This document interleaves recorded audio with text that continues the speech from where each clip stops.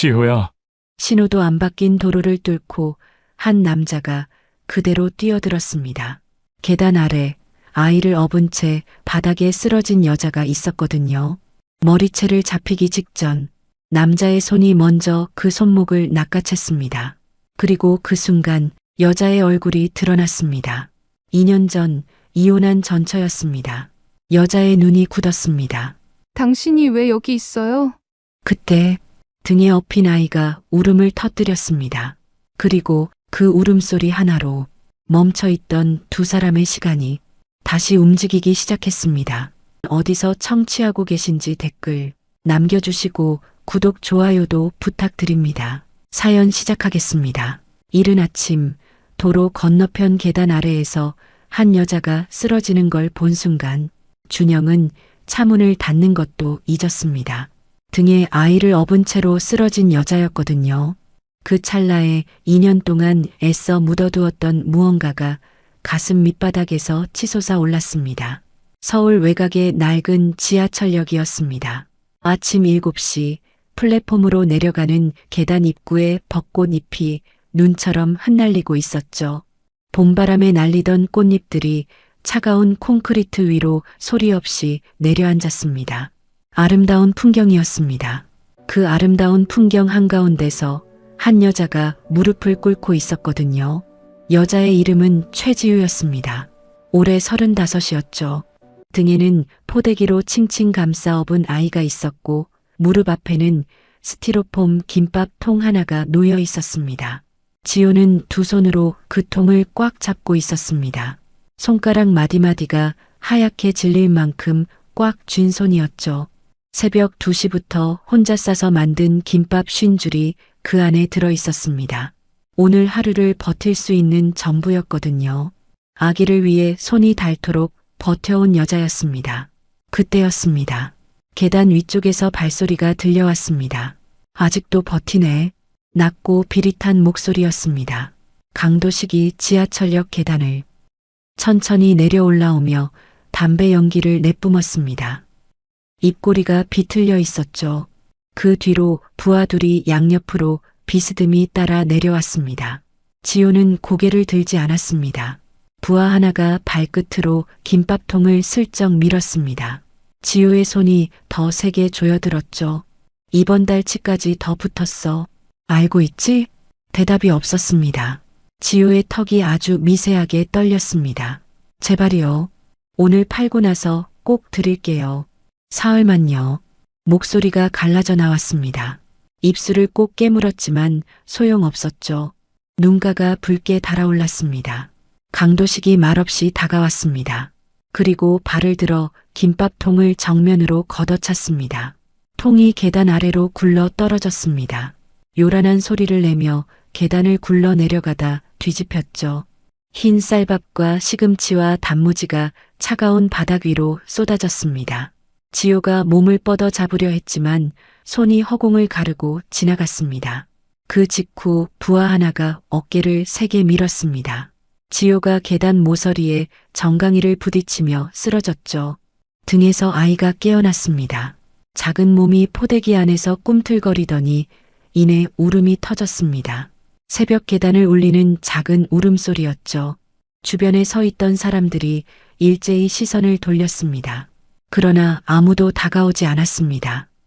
모두가 멀찌감치 서서 바라보기만 할 뿐이었거든요. 지호는 바닥에 엎드린 채 두 손으로 아이를 감쌌습니다. 포대기가 풀리지 않도록 등 쪽을 꽉 눌렀습니다. 정강이가 불이 붙은 것처럼 뜨거웠지만 거기까지 신경 쓸 겨를이 없었죠. 아이만 안전하면 되었습니다. 아이만 울지 않으면 되었습니다. 그것 하나가 지호를 버티게 하는 전부였으니까요. 그 시각 역 바깥 도로 위에는 검은 차량 한 대가 신호를 기다리고 있었습니다. 이준영, 40살, 사모그룹 회장이었습니다. 조수석 비서가 서류를 펼쳐 보이며 무언가를 설명하고 있었지만 준영의 시선은 창밖에 머물러 있었습니다. 요즘 들어 자주 있는 일이었죠. 특별한 이유도 없이 마음 한구석에 뭔가가 걸려 있는 것처럼 자꾸 어딘가를 응시하게 되는 일이었습니다. 2년이 지났는데도 그랬습니다. 벚꽃 한 잎이 차창에 붙었다가 바람에 날아갔습니다. 준영의 시선이 자연스럽게 역 계단 쪽으로 흘러갔습니다. 몇 사람이 서 있었고 그 가운데 무릎을 꿇고 있는 여자가 보였죠. 등에 아이를 업고 있었습니다. 처음에는 그냥 눈이 머물렀습니다. 그러다 여자가 쓰러지는 게 보였습니다. 준영의 눈동자가 좁아졌습니다. 여자가 엎어지며 아이를 끌어안는 동작이 어딘가 눈에 익었습니다. 뭔지 알 수 없었지만 손이 먼저 차문 손잡이를 잡고 있었거든요. 회장님? 비서가 말을 멈추었습니다. 아이 울음소리가 차창을 뚫고 들어왔습니다. 그때 바람이 불었습니다. 여자의 머리카락이 한쪽으로 쓸리며 옆 얼굴이 드러났죠. 단 1초였습니다. 그 1초 동안 준영의 폐 속에 있던 공기가 전부 빠져나가는 것 같았습니다. 차문이 열렸습니다. 회장님, 신호가. 운전기사의 말이 채 끝나기도 전에 준영은 도로 위에 내려서 있었습니다. 달렸습니다. 신호가 바뀌지 않은 도로였거든요. 경적 소리가 울리고 급브레이크 소리가 뒤따랐습니다. 상관없었습니다. 발이 멈추지 않았죠. 지호야. 입 밖으로 나온 건지 마음속에서 나온 건지도 알 수 없는 소리였습니다.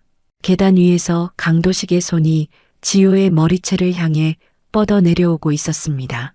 그 손목을 준영이 낚아챘습니다. 짧고 단단한 충격이었죠.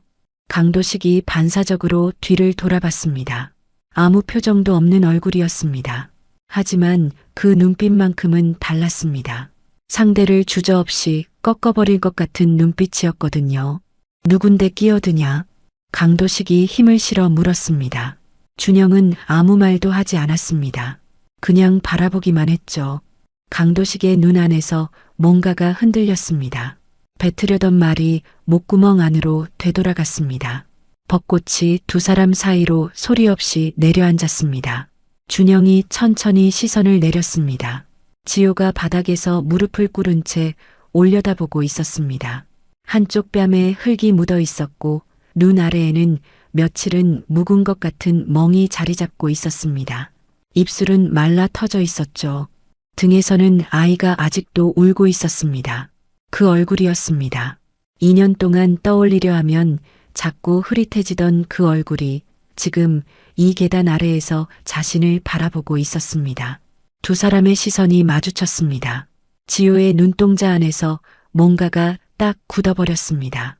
공포인지 충격인지 아니면 이 두 가지가 한꺼번에 쏟아지는 것인지 그 표정에는 이름을 붙이기가 어려웠습니다. 왜? 가늘고 낮은 목소리였습니다. 왜 여기 있어요?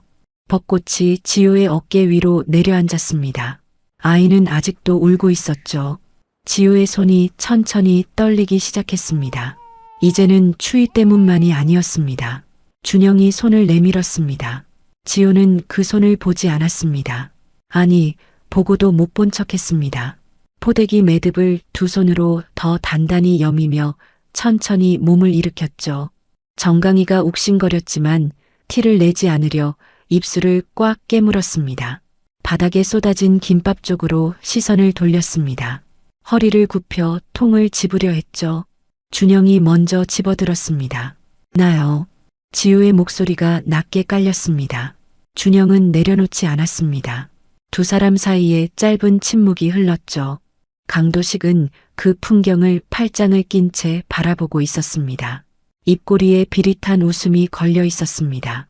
준영이 강도식 쪽으로 고개를 돌렸습니다. 말은 한마디도 없었습니다. 그냥 바라봤을 뿐이었죠. 그런데도 강도식의 웃음이 천천히 가셨습니다. 부하들이 슬금슬금 뒤로 물러났습니다. 가자.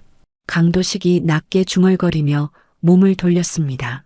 올라가는 발소리가 멀어지고 계단 위로 담배 연기 냄새만 남았습니다. 준영이 지호의 팔을 잡았습니다. 이 손 놔요. 지호가 뿌리쳤습니다. 등에서 아이가 다시 칭얼거렸습니다. 지호의 손이 본능적으로 뒤로 돌아가 포대기를 감쌌습니다. 그 동작 하나가 너무 익숙해 보였습니다. 수백 번은 반복했을 것 같은 몸에 밴 동작이었거든요. 차에 타. 준영이 짧게 말했습니다. 필요 없어요. 다쳤잖아. 괜찮다고요. 지호가 준영을 똑바로 쳐다봤습니다. 눈빛이 단호했습니다. 하지만 그 단호함 뒤에 뭔가가 숨어 있었죠. 두려움인지 경계인지 알 수 없는 무언가가 눈동자 깊은 곳에서 일렁이고 있었습니다. 준영은 물러서지 않았습니다.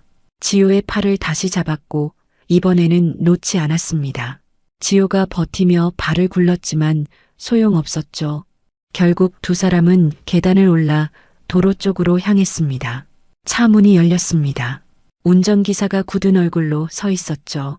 지호는 차에 타면서도 끝까지 몸을 비틀었습니다. 포대기 안의 아이를 자기 앞쪽으로 최대한 당겨 안은 채로 좌석 끝에 바짝 붙어 앉았습니다. 준영이 반대편 문으로 탔습니다. 차 안이 좁게 느껴졌습니다. 아이 울음이 좁은 공간을 채웠습니다. 지호가 등에서 아이를 내려 품에 안았습니다. 낮은 목소리로 뭔가를 속삭이며 등을 토닥였죠. 아이는 지호의 가슴에 얼굴을 묻은 채 울음을 잦아들였습니다. 작은 손이 지호의 옷자락을 꼭 쥐었습니다. 준영의 시선이 그쪽으로 향했습니다. 아이였습니다. 포대기 안에 있을 때는 보이지 않았는데 지금 이렇게 품에 안긴 아이의 얼굴이 처음으로 보였습니다. 하얗고 작은 얼굴이었습니다. 눈가가 울어서 발개진 채였지만 그 윤곽이 어딘가 낯설지 않았습니다. 준영이 자신도 모르게 몸을 기울였습니다. 지호가 재빨리 손으로 아이 얼굴을 가렸습니다. 보지 마요. 목소리가 떨렸습니다. 작지만 단호한 목소리였죠. 두 손으로 아이를 품 쪽으로 더 깊이 당겨 안은 채 준영 쪽으로 등을 돌렸습니다. 어깨가 좁게 오그라들어 있었습니다. 준영이 천천히 손을 뻗었습니다. 지호의 어깨를 감싸고 있는 포대기 자락을 살며시 내리려 했죠. 지호의 손이 그 위를 덮었습니다. 두 손이 포대기 위에서 겹쳤습니다. 지호의 손은 차가웠고 손등에는 거친 상처 자국이 있었습니다. 준영의 손이 그 위에 잠깐 머물렀습니다. 당신이랑 상관없어요. 지호가 먼저 손을 거두었습니다. 목소리는 차분하려 애쓰는 것 같았지만 숨소리가 빨라져 있었거든요. 준영이 낮게 물었습니다. 그럼 누구애야?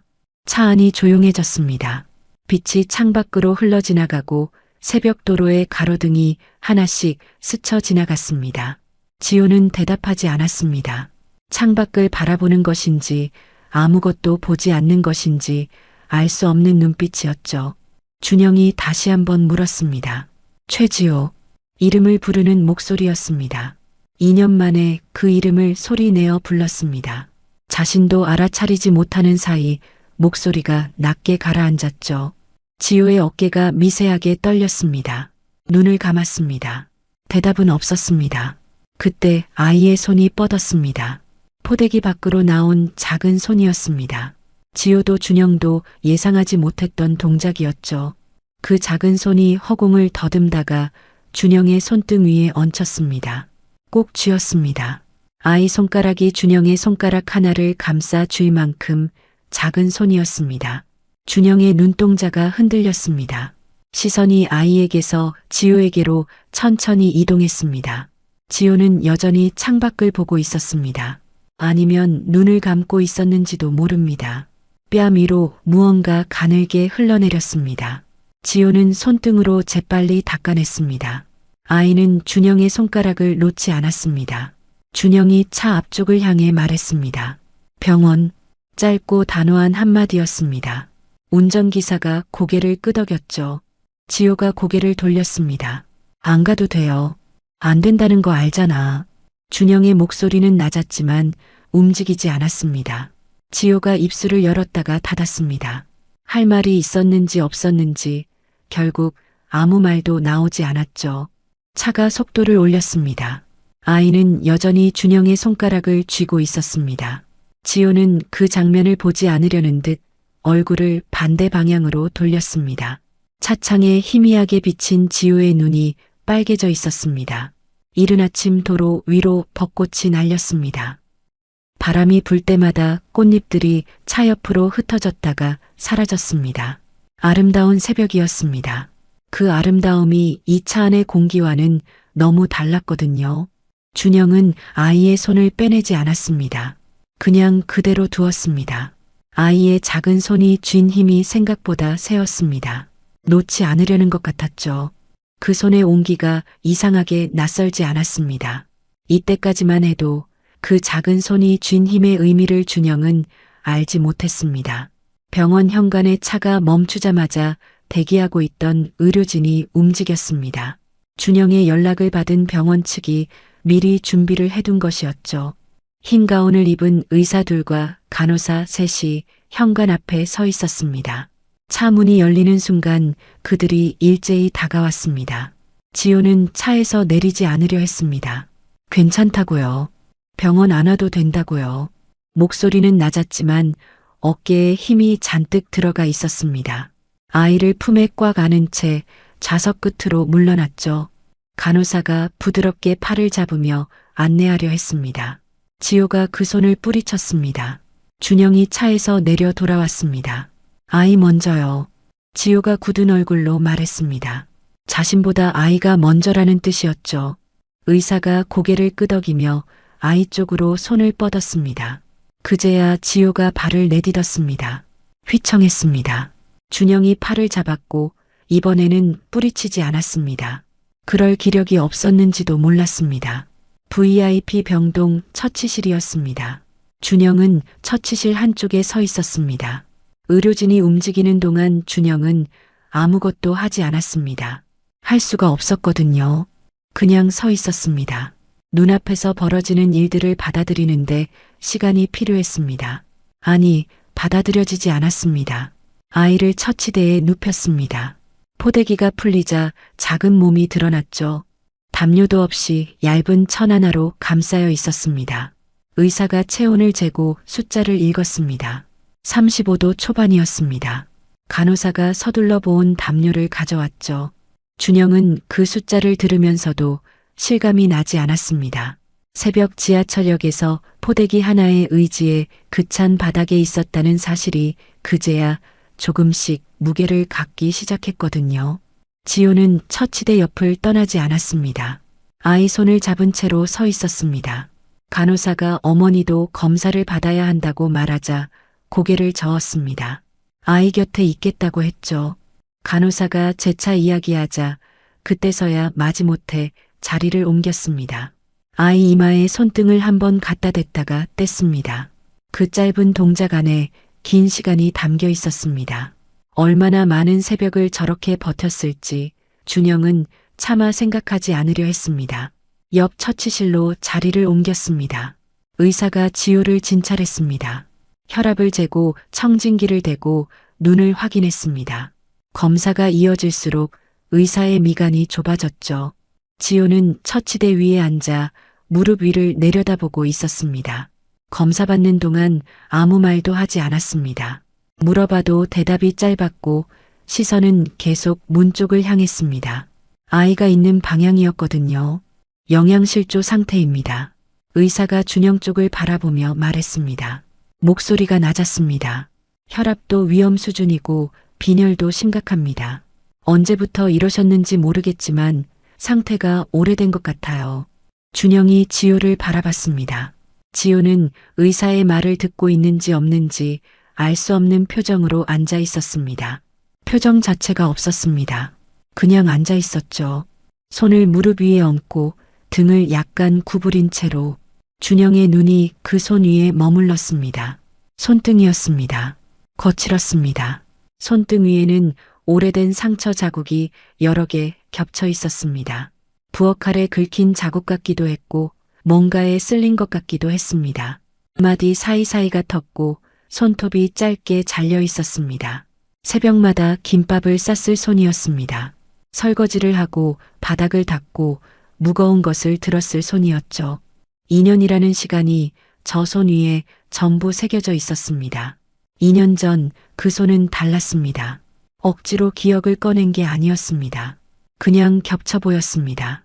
처음 만났을 때 지우의 손이 어떻게 생겼는지 준영은 기억하고 있었습니다. 가늘고 손마디가 동그랗던 손이었습니다. 뭔가를 설명할 때 양손을 다 쓰던 사람이었거든요. 말보다 손이 먼저 움직이는 사람이었죠. 지금 눈앞에 있는 손과 같은 사람의 손이 맞는지 알 수 없었습니다. 간호사가 수액 바늘을 꽂으려 손을 잡았습니다. 그 순간 지효가 몸을 일으키려 했습니다. 네, 애기 어디 있어요? 목소리가 갑자기 높아졌습니다. 눈동자가 흔들렸죠. 간호사가 당황해서 잡으려 하자 지효가 피하며 문 쪽으로 발을 뻗었습니다. 네, 보여줘요. 같은 말을 반복했습니다. 목소리에 힘은 없었지만 몸이 버둥거렸습니다. 처치실이 순식간에 어수선해졌습니다. 준영이 앞으로 나섰습니다. 옆방에 있어. 걱정하지 마. 낮고 천천히 말했습니다. 지효의 눈동자가 준영에게 고정됐습니다. 거짓말인지 사실인지 가늠하는 눈빛이었죠. 준영이 다시 한번 말했습니다. 진정하고 안심해. 지효가 천천히 처치대로 돌아와 앉았습니다. 그 모습을 바라보면서 준영은 가슴 안쪽이 단단하게 조여드는 걸 느꼈습니다. 아이가 어디 있냐는 말을 저렇게 반복하는 사람이었습니다. 2년 동안 줄곧 저랬을 것이었습니다. 아이를 지키는 것 하나만 붙잡고 버텼을 것이었죠. 그러면서 자기 자신은 적골이 됐습니다. 간호사가 소매를 걷어 올렸습니다. 준영의 시선이 굳어버렸습니다. 팔뚝 바깥쪽에 멍이 있었습니다. 하나가 아니었습니다. 파랗게 가라앉은 멍 위에 누런빛이 도는 오래된 멍이 겹쳐 있었습니다. 손목 쪽으로 내려올수록 색이 더 짙었습니다. 누군가에게 잡혔을 때 생기는 모양의 자국이었습니다. 손가락 자국이었습니다. 준영은 시선을 거두지 못했습니다. 옆구리 쪽으로도 있었습니다. 간호사가 청진기를 대기 위해 옷을 살짝 들어올리는 순간 드러난 옆구리에 검붉은 자국이 있었습니다. 발로 차인 자국이었습니다. 오늘 생긴 것이 아니었죠. 며칠은 됐을 것이었습니다. 아니면 그보다 더 됐을지도 몰랐습니다. 지효는 표정이 없었습니다. 그게 더 힘들었습니다. 아파한다거나 두려워한다거나 분노한다거나 하는 반응이 없었습니다. 그냥 없었습니다. 의사가 어디가 아프냐고 물어봐도 괜찮다고 했습니다. 언제부터 이랬냐고 물어봐도 모르겠다고 했습니다. 오래 버티다 보면 감각이 무뎌지는 것인지 아니면 아프다는 걸 말해봐야 소용없다는 걸 너무 잘 알아서인지 준영은 알 수 없었습니다. 알고 싶지 않았습니다. 알면 알수록 자기 자신이 무너질 것 같았거든요. 준영은 복도로 나왔습니다. 처치실 유리창 너머로 지효가 수액을 맞으며 앉아 있는 게 보였습니다. 시선은 역시 문 쪽을 향하고 있었습니다. 수액줄이 달린 손이 무릎 위에 가만히 놓여 있었죠. 저 여자는 지금 이 순간에도 아이 생각을 하고 있을 것이었습니다.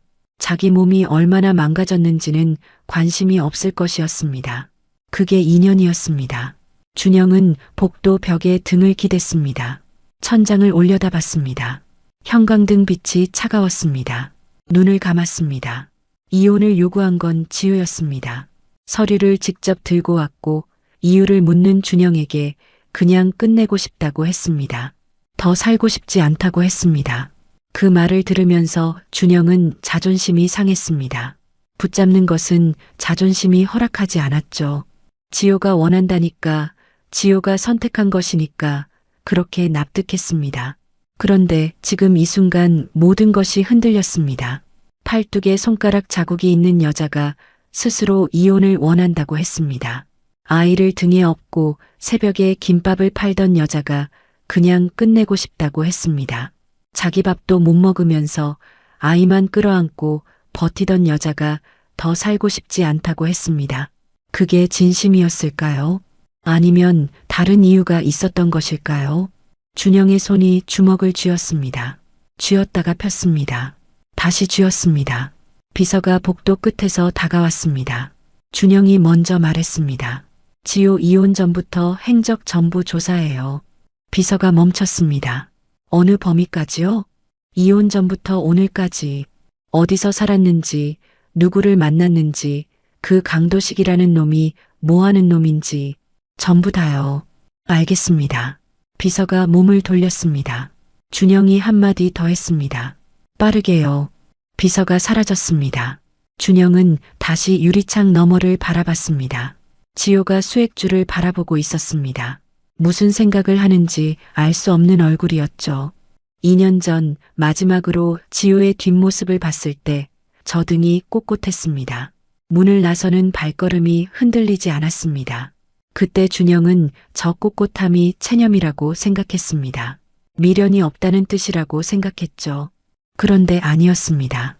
저건 버티는 사람의 등이었습니다. 무너지면 안 된다는 걸 아는 사람이 버티는 모습이었습니다. 준영은 그걸 2년이 지난 이 새벽에야 형광등 아래 망가진 여자의 뒷모습을 보면서 처음으로 알았습니다. 너무 늦게 알았습니다. 벚꽃이 병원 마당에서 하나씩 떨어지고 있었습니다. 창밖으로 새벽빛이 스며들기 시작했습니다. 어둠이 걷히고 있었죠. 그런데 준영의 안에서는 오히려 무언가가 짙어지고 있었습니다. 분노인지 죄책감인지 아직은 이름을 붙이기 어려운 무언가가 가슴 안에서 천천히 그리고 단단하게 자리를 잡아가고 있었거든요. 결과가 나오는데 하루도 걸리지 않았습니다. 비서가 서류 봉투를 들고 준영의 집무실로 들어선 건 그 이튿날 오후였습니다. 봉투가 두툼했습니다. 준영이 말없이 받아 펼쳤습니다. 첫 장을 넘기는 순간부터 손이 멈추지 않았습니다. 한 장, 두 장, 세 장 넘길수록 가슴 안쪽에서 뭔가가 단단하게 굳어들었습니다. 지효의 계좌였습니다. 이혼 직후부터 전부 동결되어 있었습니다. 잔액이 없는 게 아니었습니다. 접근 자체가 차단되어 있었죠. 지효 명의의 계좌가 3개였는데 3개 전부 같은 날짜에 같은 방식으로 막혀 있었습니다. 이혼 서류에 도장이 찍힌 날로부터 사흘 뒤였거든요. 준영이 비서를 바라봤습니다. 이게 어떻게 된 거예요? 저도 처음엔 행정 오류인 줄 알았습니다. 그런데 아니었습니다. 누군가 의도적으로 건드린 흔적이 있었습니다. 비서가 조심스럽게 말했습니다. 준영이 다음 장을 넘겼습니다. 주거 기록이었습니다. 이혼 이후 지효가 거쳤던 주소들이 적혀 있었습니다. 반지하 고시원, 쪽방촌 근처, 월세방, 공장 기숙사. 한 곳에 오래 머문 적이 없었습니다. 2달, 1달, 심한 경우는 보름도 안 됐죠. 쫓기듯 옮겨다닌 흔적이었습니다. 아이를 업은 채 저 주소들을 떠돌았을 것이었습니다. 가로등도 제대로 없는 골목에서 세제 냄새 가득한 고시원 방에서 새벽마다 김밥을 쌌을 것이었거든요. 지효는 그것을 혼자서 아무도 모르게 감당했습니다. 준영이 손등으로 입가를 막았습니다. 서류를 내려놓고 싶었습니다. 하지만 손이 멈추지 않았습니다. 추심 기록이었습니다. 강도식이라는 이름이 처음 등장한 건 지효가 공장 기숙사에서 나온 직후였습니다. 이동 기록이 세밀하게 적혀 있었죠. 지효가 새벽 시장에 나가면 강도식의 차가 근처 골목에 세워졌습니다. 지효가 주거를 옮기면 이틀 안에 강도식이 나타났습니다. 우연이 아니었습니다. 처음부터 알고 있었던 것이었습니다. 지효가 어디로 가든 이미 알고 있었거든요. 이자가 어떻게 행적을 알았어요? 준영이 물었습니다. 비서가 잠깐 머뭇거렸습니다. 그 부분을 더 파봤습니다. 비서가 봉투에서 사진 한 장을 꺼냈습니다. 준영 앞에 내려놓았습니다. 회의실 사진이었습니다.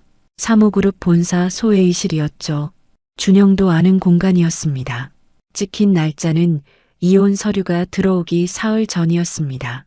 테이블 양쪽에 2사람이 앉아 있었습니다. 한 명은 강도식이었고 다른 한 명은 강민아였습니다. 준영의 손이 멈췄습니다. 강민아였습니다. 사모그룹 공동대표.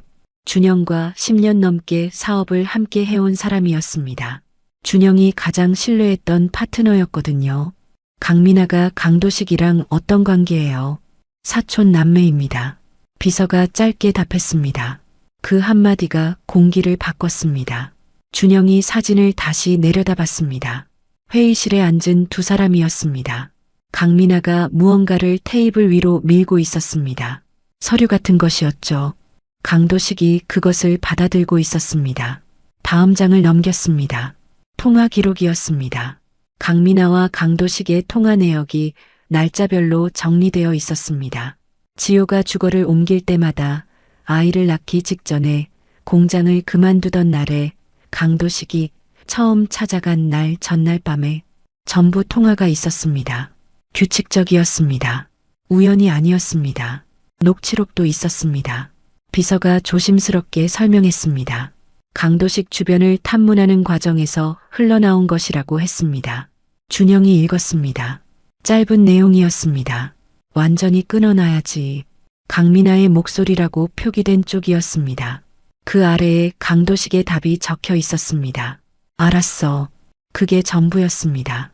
짧았습니다. 그래서 더 무거웠습니다. 준영이 서류를 내려놓았습니다. 손이 책상 위에 평평하게 놓였습니다. 손가락이 떨리고 있었습니다. 준영 자신도 알아채지 못하는 사이에 그렇게 되어 있었죠. 비서가 고개를 숙인 채 다음 말을 기다렸습니다. 준영이 입을 열지 않았습니다. 머릿속에서 장면들이 재생됐습니다. 지효가 이혼 서류를 들고 왔던 날이었습니다. 그날 아침 강민아가 집무실로 들어와 뭔가를 건네며 웃었습니다. 아무 표정도 없이 웃는 얼굴이었죠. 그때는 그냥 지나쳤습니다. 아무것도 아니었거든요. 그런데 지금 그 장면이 전혀 다르게 보였습니다. 그 전날 밤도 떠올랐습니다. 강민아가 회식이 끝나고 준영에게 무언가를 귓속말로 전했습니다. 지효에 관한 내용이었습니다. 증거라고 했습니다. 확인되지 않은 내용이었지만 강민아가 심각한 얼굴로 전했기 때문에 준영은 흔들렸었죠. 그 흔들림이 지효와의 거리를 만들었습니다. 그 거리가 결국 이혼으로 이어졌습니다. 계획이었습니다. 처음부터 계획이었습니다. 이혼이 아니었습니다. 준영의 곁에서 지효를 제거하기 위해 설계된 것이었거든요. 준영이 주먹을 내려쳤습니다. 책상이 크게 울렸습니다. 커피잔이 흔들렸습니다. 비서가 몸을 굳혔죠. 준영은 일어나지 않았습니다. 주먹을 책상 위에 올린 채 고개를 숙이고 있었습니다. 숨이 고르지 않았습니다. 이건 이혼이 아니었습니다. 처음부터 이혼이 아니었습니다. 지효는 원한 것이 없었습니다. 지효는 선택한 것이 없었습니다. 누군가가 만들어낸 덫에 걸린 것이었죠. 그리고 준영은 그 덫의 존재조차 몰랐습니다.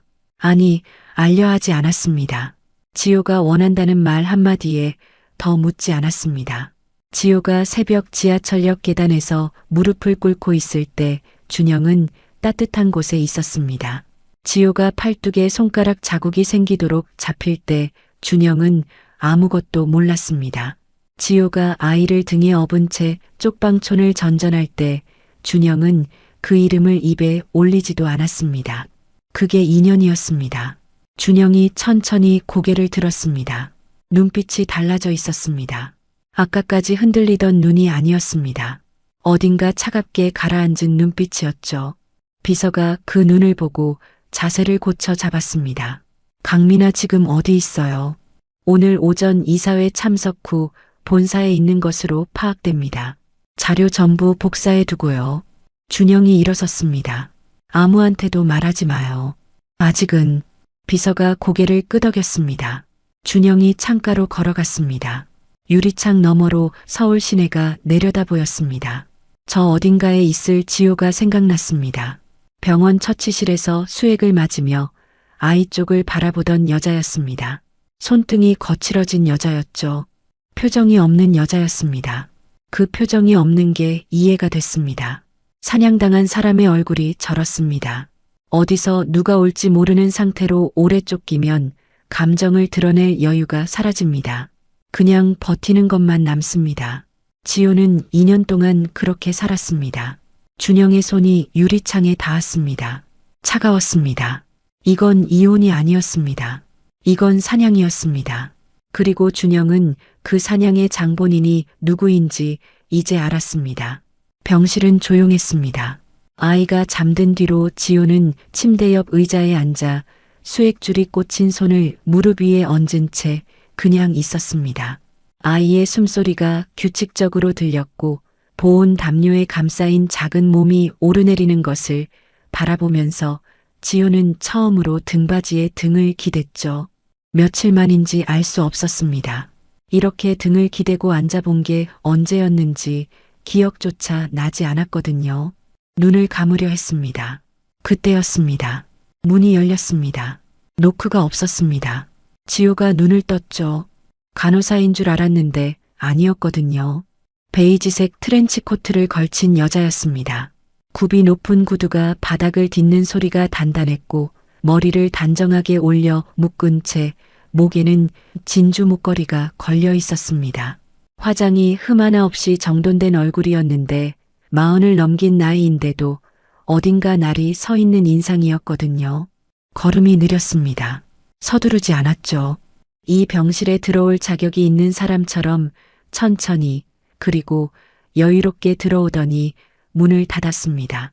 강민아였습니다. 지호의 어깨가 굳으면서 등이 등받이에서 떨어졌고 손이 본능적으로 아이 침대 쪽으로 뻗어 담요 끝을 잡았습니다. 그 손이 눈에 띄게 떨렸거든요. 2년 동안 그 이름 석자만 들어도 몸이 먼저 반응하는 게 이미 몸에 배어 있었으니까요. 오랜만이네. 목소리가 부드러웠습니다. 웃고 있었는데 입꼬리가 올라간 것이 웃음처럼 보였지만 눈은 웃지 않았죠. 그 눈이 병실을 한 바퀴 훑었습니다. 수액줄, 병원 가운, 지호의 손등, 아이 침대를 천천히 그리고 빠짐없이 훑었거든요. 마치 2년 만에 다시 확인하는 것처럼요. 아직도 살아있네. 나직하게 말했는데 감탄인지 비웃음인지 알 수 없는 어조였습니다. 지호는 아무 말도 하지 않았습니다. 입술이 굳어 있었죠. 강민아가 병실 한가운데로 걸어와 아이 침대 옆에 서더니 잠든 아이를 내려다봤습니다. 지호가 일어섰습니다. 다리가 제대로 버텨줄지 알 수 없었지만 앉아있을 수가 없었거든요. 강민아와 아이 사이에 몸을 세우자 수액줄이 팽팽하게 당겨졌습니다. 강민아가 시선을 지호에게로 옮기면서 여전히 웃고 있었습니다. 애도 살아있네. 그 말이 공기 중에 떠돌다가 천천히 가라앉았습니다. 짧은 한마디였는데 그 안에 담긴 것이 너무 많았거든요. 지호의 눈동자 안에서 두려움이 일렁였습니다. 2년 동안 그 두려움과 함께 살아왔지만 지금 이 순간 그것이 다시 온몸을 훑었습니다. 감추려 해도 감춰지지 않았습니다. 강민아가 트렌치코트 주머니에 손을 넣은 채 창가 쪽으로 걸어가더니 창밖을 내다봤습니다. 병원 마당이었습니다. 벚꽃 나무가 보였고 보호자들이 오가는 모습이 보였죠. 강민아가 그 평화로운 풍경을 바라보며 입을 열었습니다. 준영이 많이 당황했겠다. 무슨 일로 왔어요? 지호가 낮게 물었는데 목소리가 갈라지지 않으려 애쓰는 것이 느껴졌습니다. 왜 왔겠어? 정리하러 왔지. 이미 다 끝났잖아요. 내가 여기 다시 나타났는데 끝난 거야? 강민아가 고개를 기울이며 웃음이 조금 더 깊어지더니 창가에서 몸을 돌려 다시 걸어왔습니다. 지호와 2걸음 거리에서 멈췄는데 그 거리가 숨이 막힐 것처럼 가까웠거든요. 고급스러운 향수 냄새가 났습니다. 그것이 오히려 더 이물스러웠습니다. 준영은 끝날 거야. 나직하고 차분한 목소리였는데 협박이라는 걸 알면서도 감정 하나 없이 말하는 어조였거든요. 내가 손 쓰기 전에 내가 먼저 나가면 그나마 조용히 끝나는 거야. 그런데 내가 여기 이렇게 남아있으면 말을 잠깐 멈추더니 시선이 아이 침대 쪽으로 향했습니다. 애도 안전할 것 같아? 지우의 숨이 멎었습니다. 아이 침대 난간을 잡고 있던 손이 더 세게 조여들면서 하얗게 질려갔고 강민아를 바라보는 눈동자의 초점이 흔들렸습니다. 그 한마디가 지우의 안에 있는 것을 전부 건드렸거든요. 아이만큼은 안전해야 했습니다. 그것 하나만이 2년 동안 지우를 버티게 한 이유였으니까요. 강민아는 그걸 알고 있었습니다. 처음부터 알고 있었거든요. 강민아가 그 떨리는 손을 바라보며 천천히 말을 이어갔습니다. 2년 전에 도망칠 때 얼마나 빠르게 쫓겨났는지 기억하냐고 했습니다. 쫓겨났다는 단어를 쓸 때 강민아의 입꼬리가 조금 더 올라갔죠. 그때는 혼자라도 빠르게 움직일 수 있었는데 지금은 짐이 늘었다고 하면서 시선이 다시 아이에게로 향했습니다. 지효가 몸을 돌려 아이와 강민아 사이를 더 단단히 막았습니다. 강민아가 비웃듯 고개를 끄덕이더니 도망쳐도 소용없다고 했습니다. 어디 가든 찾아냈잖아. 이미 알잖아. 라는 말이었죠. 그 말이 맞았습니다. 지효는 알고 있었거든요. 2년 동안 그랬으니까요.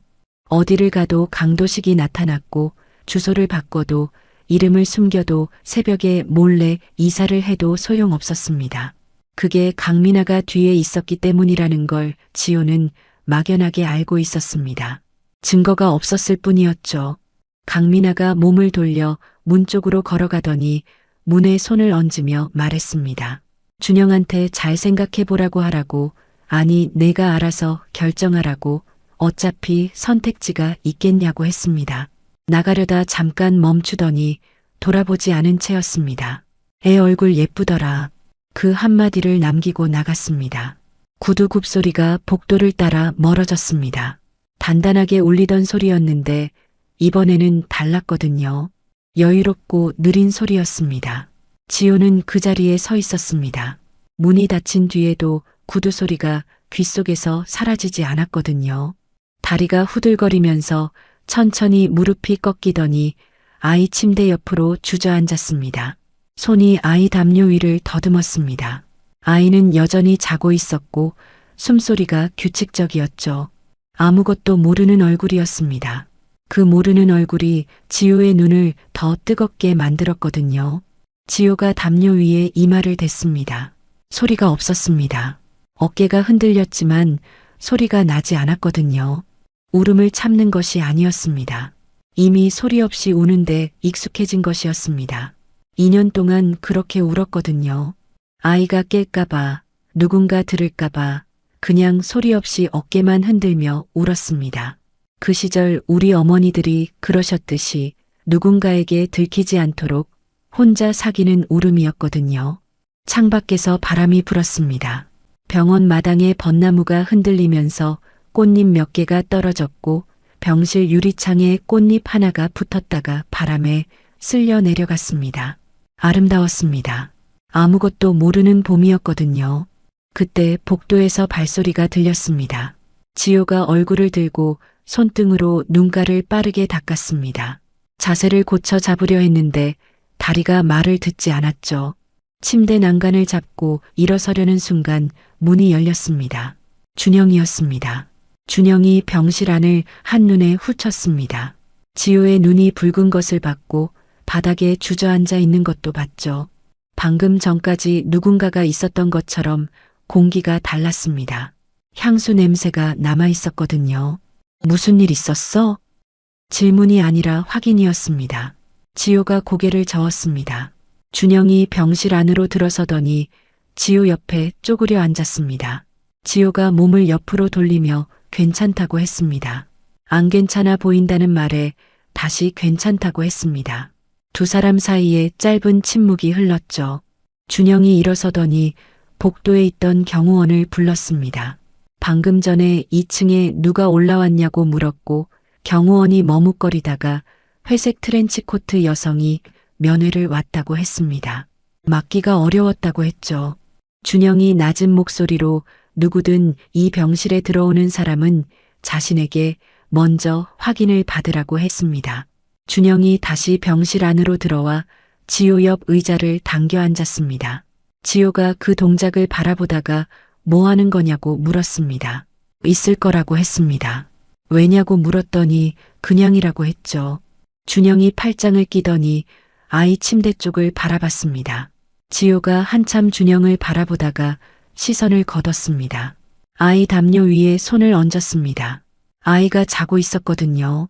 강민아가 한 말들이 아직 귓속에 남아 있었지만 조금 전보다 숨이 편했습니다. 준영이 옆에 있어서인지 아이 숨소리가 들려서인지 아니면 그 두 가지가 함께 있어서인지 지효는 굳이 따지지 않았습니다. 지금 이 순간은 그냥 이대로도 괜찮았거든요. 병실이 조용했습니다. 창밖에서 봄바람이 유리창을 흔들었고 준영은 팔짱을 낀 채 움직이지 않았으며 지효는 아이 담요 위에 손을 얹은 채 가만히 있었습니다. 강민아가 다시 움직일 것이라는 걸 두 사람 다 알고 있었지만 지금 이 순간만큼은 그 이야기를 꺼내지 않았습니다. 꺼낼 필요가 없었거든요. 지금 이 자리에서 해야 할 것은 그것이 아니었으니까요. 아이의 숨소리가 병실을 가득 채웠습니다. 그것으로 충분했습니다. 지금은 그것으로 충분했거든요. 밤이 깊어졌습니다. 준영은 의자에 앉은 채 눈을 감지 않았습니다. 지효는 아이 침대 옆에 기댄 채 언제부터인지 잠들어 있었습니다. 의자에 앉아 상체를 침대 위로 숙인 자세였죠. 불편한 자세였습니다. 그런데도 꼼짝하지 않았습니다. 잠든 와중에도 손이 아이 담요 위에 얹혀 있었습니다. 놓지 않으려는 것인지 놓는 방법을 모르는 것인지 알 수 없었습니다. 준영은 그 손을 오래 바라봤습니다. 거칠어진 손이었습니다. 마디마디가 두꺼워지고 손톱이 짧게 잘린 손이었죠.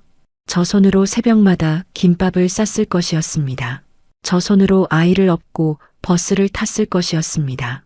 저 손이 강도식에게 잡혀 멍이 들었을 것이었습니다. 2년이라는 시간이 저 손 위에 전부 새겨져 있었거든요. 준영은 시선을 창밖으로 돌렸습니다. 병원 마당의 벚나무가 바람에 흔들렸습니다. 밤이라 꽃잎색이 보이지 않았습니다. 그냥 어두운 가지가 흔들리는 것만 보였죠. 준영은 그것을 바라보면서 강민아를 생각했습니다. 오늘 이 병실에 다녀간 사람이었습니다. 지효가 말하지 않았지만 알 수 있었습니다. 경호원의 말만으로도 충분했고 지효의 눈이 붉었던 것만으로도 충분했거든요. 강민아는 협박하러 온 것이었습니다. 그리고 지효는 그 협박을 2년 동안 혼자 감당해온 것이었습니다. 새벽 2시쯤이었습니다. 아이가 칭얼거리기 시작했습니다. 작은 소리였지만 병실이 조용했기 때문에 또렷하게 들렸습니다. 지효가 먼저 눈을 떴습니다. 잠든 것이 맞는지 의심스러울 만큼 빠르게 깨어났습니다. 상체를 일으키며 아이 얼굴을 확인했습니다. 이마를 짚었습니다. 열이 없는지 확인하고 담요가 흘러내리지 않았는지 확인하고 수액줄이 제대로 꽂혀 있는지 확인했습니다. 그 일련의 동작이 몸에 완전히 밴 것이었죠. 생각하지 않아도 손이 먼저 움직이는 동작이었습니다. 아이가 잦아들었습니다. 지효가 긴 숨을 내쉬었습니다. 그제야 준영이 깨어 있다는 걸 알아챘는지 고개를 돌렸습니다. 두 사람의 눈이 마주쳤습니다. 지효가 먼저 시선을 피했습니다. 앉아요? 지효가 작게 물었습니다. 잠이 안 와. 준영이 짧게 답했습니다. 지효가 더 묻지 않았습니다. 다시 아이 쪽으로 시선을 돌렸죠. 두 사람 사이에 침묵이 흘렀습니다. 오래된 침묵이었습니다. 할 말이 없는 침묵이 아니라 할 말이 너무 많아서 아무것도 꺼낼 수 없는 침묵이었거든요. 준영이 먼저 입을 열었습니다. 강민아가 다녀갔지? 지효의 어깨가 굳었습니다. 대답하지 않았습니다. 뭐라고 했어? 최지효. 이름을 부르는 목소리였습니다. 낮고 천천히 말했지만 그 안에 무언가가 담겨 있었습니다. 그냥 넘어가지 않겠다는 뜻이었죠. 지효가 담요 끝을 손가락으로 말았습니다. 풀었습니다. 다시 말았습니다. 그 손이 떨리고 있었습니다. 가라고 했을 거예요. 여기 있으면 안 된다고. 지효가 낮게 말했습니다. 그리고 그걸로 충분하잖아요.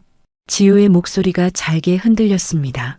충분하다는 말이었지만 충분하지 않다는 것을 스스로 알고 있는 목소리였습니다. 준영이 의자를 당겼습니다. 지효와 조금 더 가까운 거리였습니다. 2년 동안 뭐가 있었는지 말해줘? 알 필요 없어요. 왜요? 이제 와서 왜? 지효가 고개를 돌렸습니다. 눈이 붉었습니다. 아까 울었던 것인지 지금 울려고 하는 것인지 알 수 없었습니다. 이제 와서 알아서 뭐 할 건데요? 끝난 거잖아요. 2년 전에 전부 끝났잖아요.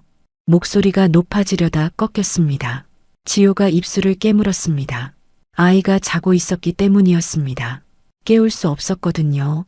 준영이 아무 말도 하지 않고 기다렸습니다. 지효가 긴 숨을 들이쉬며 무릎 위에 주먹을 쥐었습니다. 이혼 서류 들고 간 거 내가 원해서 한 거 아니었어요. 작은 목소리였습니다. 병실 안에서 겨우 들릴 만한 소리였죠. 준영이 숨을 참았습니다. 강민아가 서류를 가져왔어요. 당신 도장이 이미 찍혀 있었고 내 도장만 찍으면 된다고 했어요. 그리고 만약 도장을 안 찍으면 지효가 말을 멈췄습니다. 당신 회사가 무너질 거라고 했어요.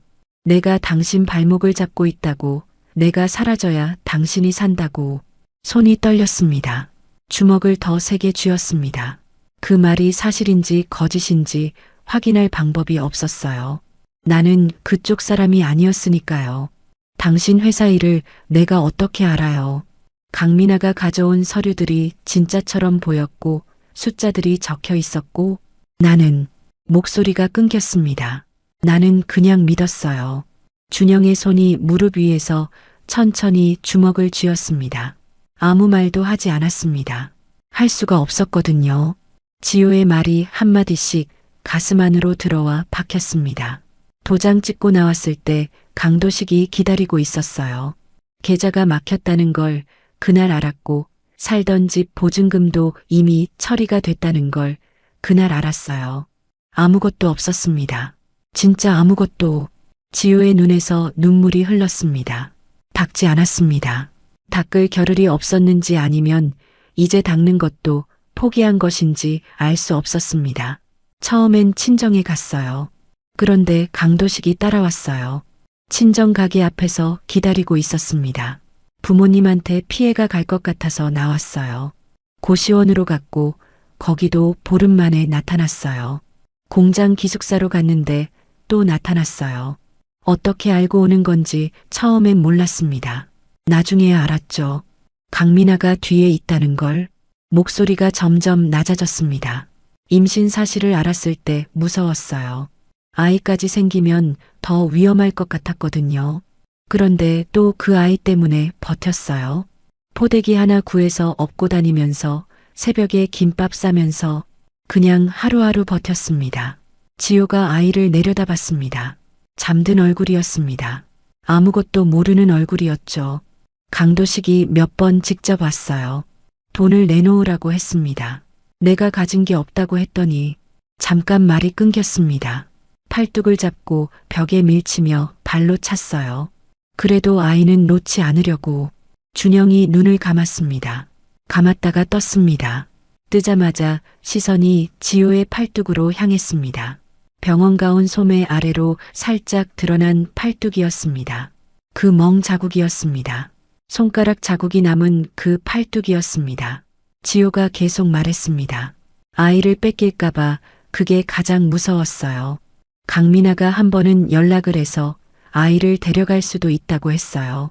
법적으로 문제없이 할 수 있다고. 나는 아무 기반이 없고 주소도 없고 직업도 없으니 전과 비슷한 기록도 만들어낼 수 있다고. 그러니까 조용히 있으라고. 눈물이 턱 아래로 흘러내렸습니다. 지효는 여전히 닦지 않았습니다. 그래서 조용히 있었어요. 아무한테도 말 안 했어요. 말했다가 아이 뺏길까봐. 신고했다가 오히려 내가 불리해질까봐. 그냥 참고 피하고 버텼습니다. 마지막 말이 끊겼습니다. 지효가 입술을 꽉 깨물었습니다. 어깨가 흔들렸습니다. 소리는 나지 않았습니다. 소리 없이 우는 것이 몸에 배어 있었거든요. 아이 곁에서는 소리를 내지 않았습니다. 2년 동안 그렇게 울어왔으니까요. 준영은 한동안 아무 말도 하지 못했습니다. 할 말이 없었습니다.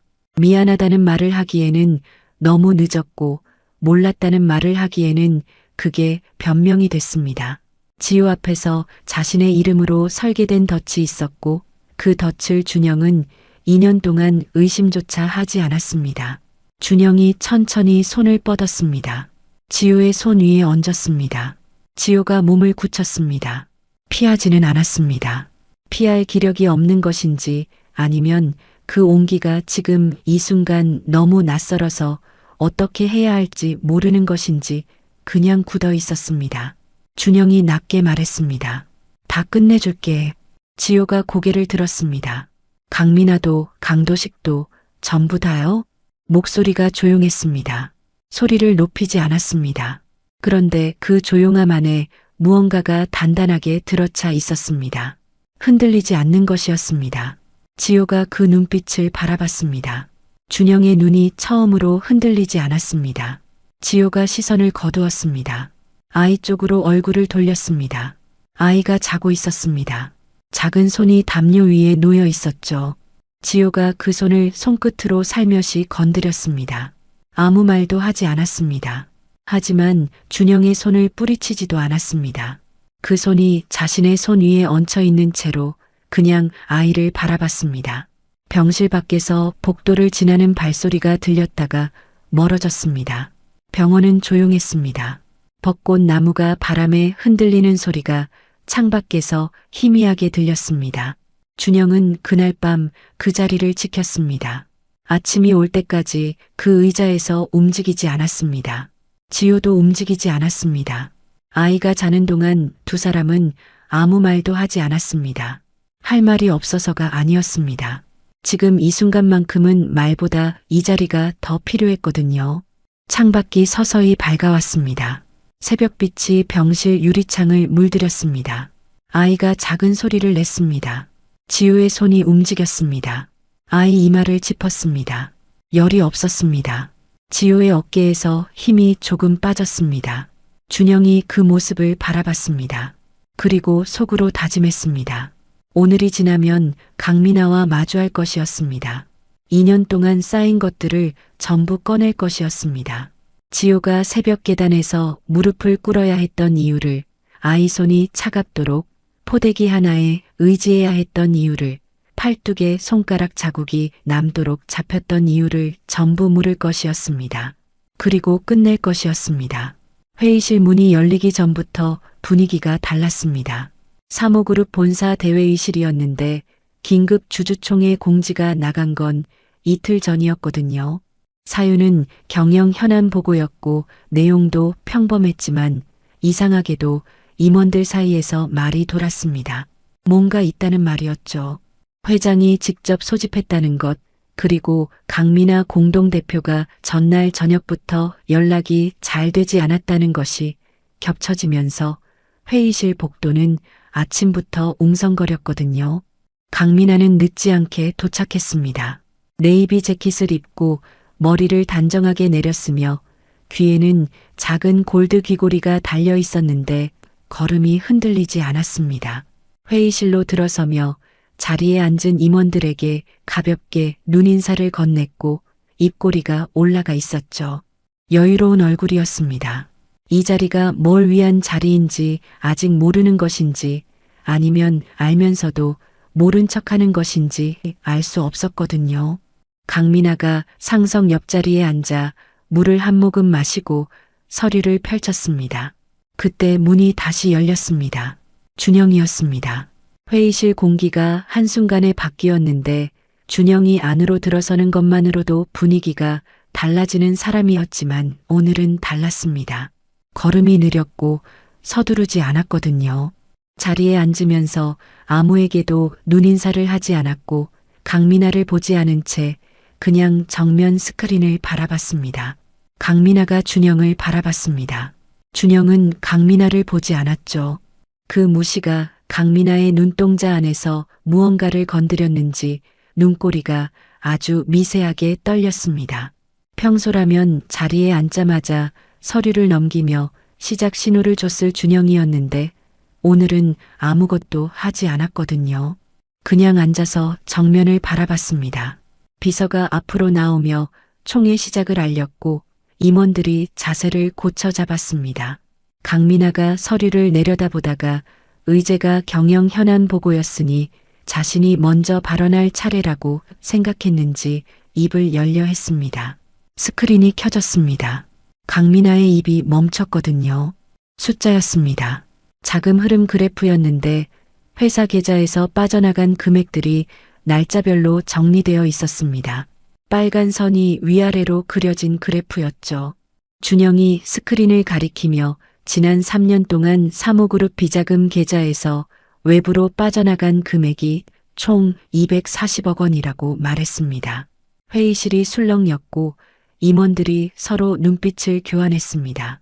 강민아가 스크린을 바라봤습니다. 표정이 바뀌지 않으려 하고 있었는데 스크린에 올라온 숫자들이 자신이 알고 있는 숫자들이었거든요. 강민아만 알고 있어야 했던 숫자들이었죠. 입술이 얇게 다물어졌습니다. 비서가 리모컨을 눌렀습니다. 다음 화면이 올라왔는데 사모그룹 계좌에서 빠져나간 돈이 어떤 경로로 움직였는지 선으로 연결한 도식이었습니다. 화살표가 여러 개였고 그 화살표들이 결국 하나의 계좌로 모였습니다. 계좌 아래에 이름이 적혀 있었거든요. 강민아의 이름이었습니다. 임원석에서 낮은 탄식이 흘러나왔고 누군가 물을 마셨으며 누군가 서류를 내려놓았습니다. 강민아는 스크린에서 시선을 거두지 못한 채 저게 어디서 나온 것인지 파악하려 하고 있었죠. 준영이 다음은 녹음 파일이라고 말했습니다.